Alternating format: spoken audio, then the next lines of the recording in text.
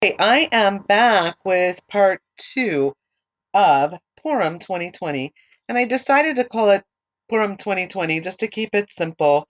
Um, and actually, I paused prematurely. My counter here was showing over 21 minutes, but when I formatted it into the MP3 format, it actually only showed over 12 minutes. So I have no idea what's going on with this counter. It's kind of tricky at times. Sometimes it'll just completely stop counting and I'll be looking at 2 minutes forever. And I know I've talked a lot longer than 2 minutes. So I have no idea what happened this time, but no worries. We just have a shorter part one than what we usually do. So before I actually paused, I was going to be reading Exodus chapter 17, verses 8 to 16. And it was actually going to show you, and I'm going to do that now, actually. Amalek is a relative to Haman, and Haman is definitely an enemy to the Jewish people in the book of Esther. And Amalek is an enemy way back in Exodus um, when Moses was alive. And Joshua went to battle with them as well. So we're going to read the war against Amalek. Then the Amalekites came and fought with Israel at Rephidim. Moses said to Joshua, "Choose men, go out and fight the Amalekites. Tomorrow I will stand on the top of the hill with the staff of God in my hand." And in some Bibles it'll say the rod of God. So Joshua did as Moses said and fought the Amalekites while Moses, Aaron, and Hur went up to the top of the hill. When Moses held up his hand, Israel prevailed. They were winning, in other words. When Moses, when Moses, he let down his hand, then the Amalekites prevailed. So Moses' hand grew heavy. So they took a stone, put it under him, and he sat down.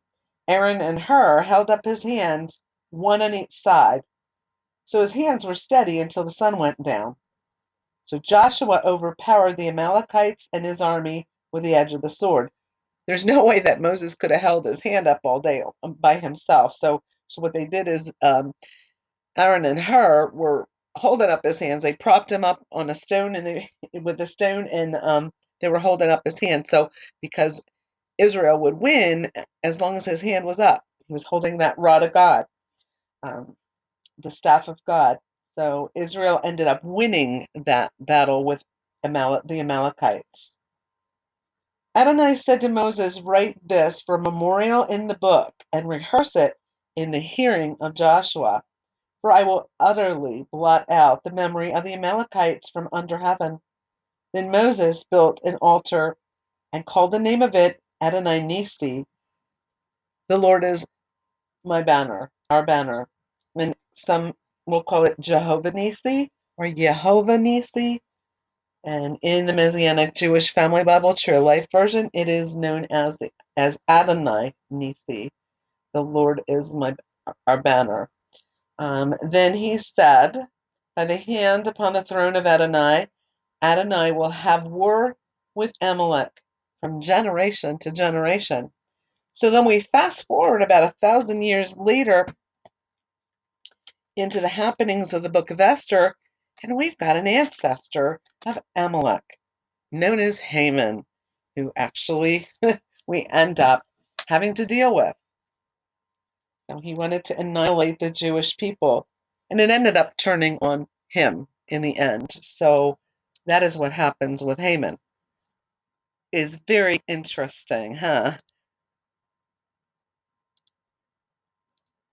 Now, the other thing to note is Purim is preceded by a fast.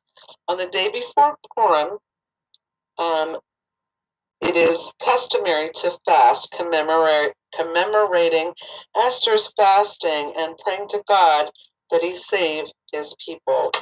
Esther fasted. And we're going to read the book of Esther so you can actually um, get a greater understanding on how Purim came about. And Some of the classic foods are ham and ashkin, which are sweet three-cornered pastries filled with poppy seeds. Meat-filled krepelek are traditionally served served with chicken soup at a festival meal. So these are some things, or the seeds recall Esther's vegetarian diet in the royal palace, where she secretly kept kosher. And just a little bit of information on why the extra day in Jerusalem. The common custom, where Jews all over the world celebrate Purim on Adar 14, the day when our ancestors rested from the war against their enemies. But the walled cities, since the Jews of Shushan rested one day later, their Purim was deferred to the 15th. So that's why the extension to include any city that was surrounded by walls in the days of Joshua, notably Jerusalem. In the capital city of Shushan, there were so many bad guys that it took an additional day of fighting to ensure their safety. So they rested on the following day, Adar 15. And Shushan was a walled city. So this second Purim is known as Shushan Purim, and that is done in Jerusalem. Just to let you know, Shushan, which is located in modern-day southwestern Iran. So just so you know where Shushan is, because it is Persia where this occurred. So again, the book of Esther is read. It's called Megillah, on the night and the day. So day and night it is read. And at Purim celebrations, people can be in costume as well. Both adults and kids can dress up. And just another little nugget is Purim is always a month and a day before Passover. Passover starts on Nisan 15. Okay, so there's the other thing that I wanted to mention, and I think what I might do is start another part with just the book of Esther, because we are going through the Messianic Jewish Family Bible, True Life version. I'm just debating if I want to just read from that version or read from another version of the book of Esther and just make that part of the book of Esther, or I just want to continue on here. I'm still debating that here. So before I make that final decision, I'm going to mention what gets done also as far as the Megillah reading. There is also the blessing of the Shehekienu is recited in thanks commemoration of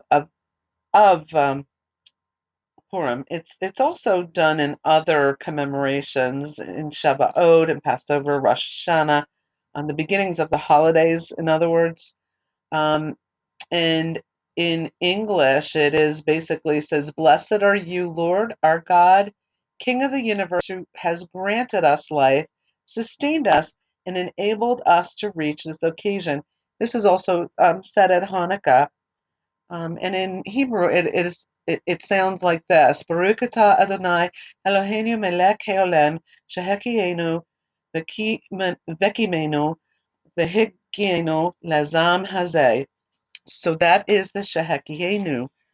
The other blessings that are said before Megillat Esther, I'm just going to say them quickly in English, are Blessed are you, Lord our God, King of the universe, who has sanctified us with his commandments and commanded us concerning the reading of the Megillah, the book of Esther. Amen. Blessed are you, Lord our God, King of the universe, who performed miracles for our forefathers in those days at this time. Amen. And blessed are you, Lord our God, King of the universe, who has granted us life, sustained us, and enabled us to reach this occasion. Amen. And I think what I'm going to do, just as an extra treat, is just actually continue the book of Esther here. I had actually ran off a copy from Shabbat.org, I'm going to save the book of Esther from the Messianic Jewish Family Bible Tree of Life version when we go through that section of the Bible and read it from there. So I'm going to just read this version. That was from Shabbat. So we're going to do Megillat Esther, the book of Esther. Chapter 1. Now it came to pass in the days of Ahasuerus, that's the king, Ahasuerus. He was the one who reigned from Hodu to Cush, 127 provinces. In those days, when King Ahasuerus sat on the throne of his kingdom, which was in Shushan, the capital, in the 3rd year of his reign, he made a banquet for all his princes and his servants, the army of Persia and Media, the nobles and the princes of the provinces who were before him, when he showed the riches of his glorious kingdom and the splendor of his excellent majesty many days, yea, 180 days. And when these days were over, the king made for all the people present in Shushan, the capital, for everyone, both great and small, a banquet for 7 days in the court of the garden of the king's orchard. There were spreads of white, fine cotton and blue embroidered with cords of linen and purple on silver rods and marble columns, couches of gold and silver, on a pavement of green, white shell and onyx marble. And they gave them to drink in golden vessels, and the vessels differed from one from another, and royal wine was plentiful according to the bounty of the king.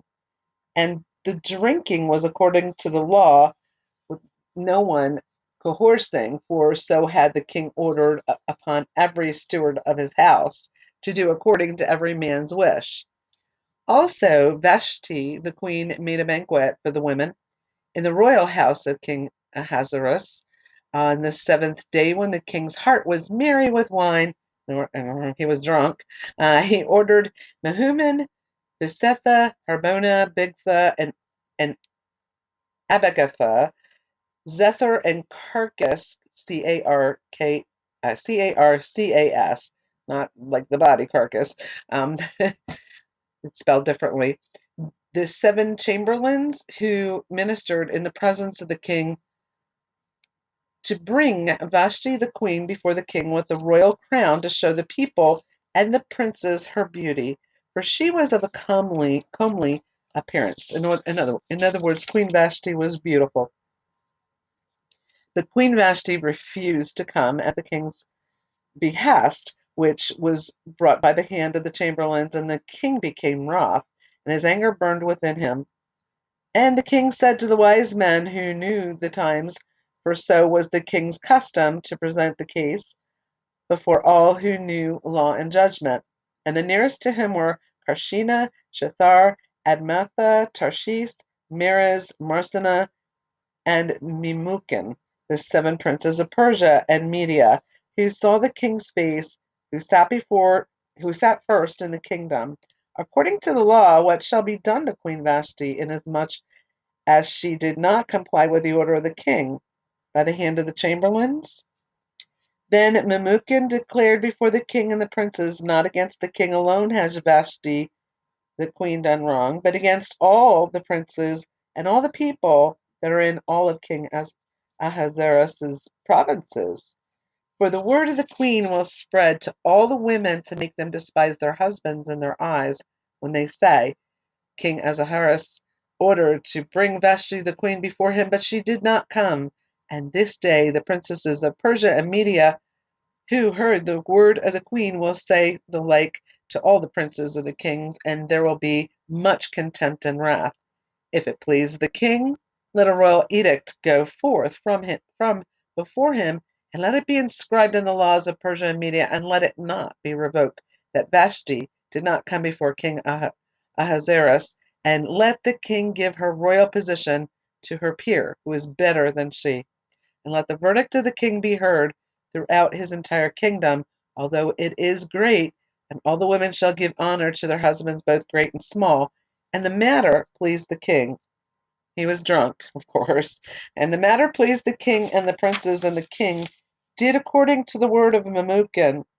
And he sent letters to all the king's provinces, to every province according to its script, and to every nationality according to its language, that every man dominate in his household and speak according to the language of his nationality. And that's chapter 1 of Esther. And I am going to pause it here and come back for a part 3.